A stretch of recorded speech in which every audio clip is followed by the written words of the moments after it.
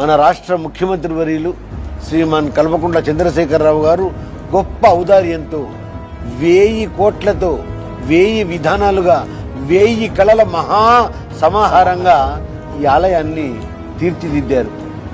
ఎంత గొప్ప కౌశలం అండి.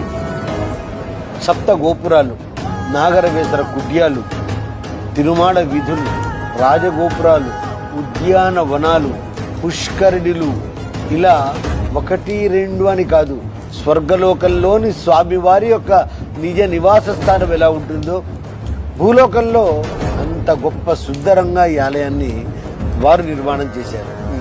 ఇది తెలంగాణ ప్రజల భాగ్యోదయ మహాభాగ్యంగా యావత్ భక్త ప్రపంచానికి నేత్రానందంగా మేము భావిస్తూ ఉన్నాం.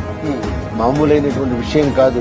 గతంలో దేవాలయాల గురించి ఈ రకమైనటువంటి ఆలోచన చెయ్యలేదు. ఆ ఆలోచన ఒక్కసారిగా మా ముఖ్యమంత్రి గారు అయినటువంటి అభినవ ప్రహ్లాదుడే అంటాం వారిని.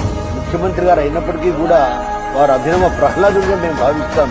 నృసింహుడు వశీకరణం కావాలి అంటే నృసింహుడిని ప్రహ్లాద తత్వంతో అనుష్ఠానం చేస్తేనే వారు వశీకరం అవుతారు.